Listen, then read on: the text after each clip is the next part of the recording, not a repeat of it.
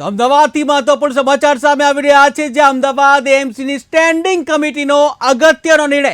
Ahmedabad એએમસીની standing કમિટીનો અગત્યનો નિર્ણય, જે ટાઉન પ્લાનિંગ સ્કીમ અંતર્ગત જે પ્લોટ જાળવણી માટેનો નિર્ણય. ત્યારે એએમસીના પ્લોટોમાં કમ્પાઉન્ડ વોલ છે કે નહીં, જ્યાં પ્લોટની અંદરની પરિસ્થિતિની જાણકારી લેવામાં આવશે.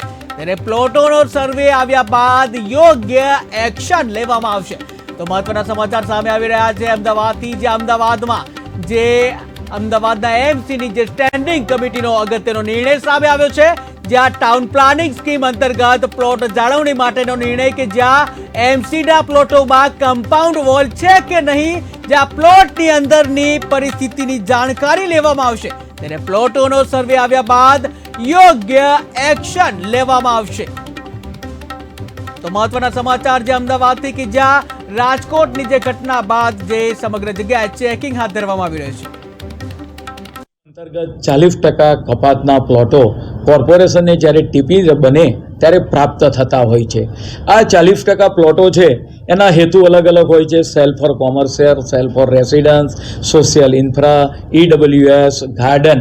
આ 40% પ્લોટોની જાળવણી કરવા માટે આજની સ્ટેન્ડિંગની અંદર જે પ્લોટો આવેલા છે તેને કમ્પાઉન્ડ વોલ છે કે નહીં, તદુપરાંત જો કમ્પાઉન્ડ વોલ બની ગઈ હોય તો એને ગેટ છે કે નહીં, અને એ પ્લોટોની અંદરની પરિસ્થિતિ શું છે, એની અંદર એ પ્લોટો ખુલ્લા છે અથવા તો તેની અંદર ડેબ્રિયસ પડી રહ્યું છે.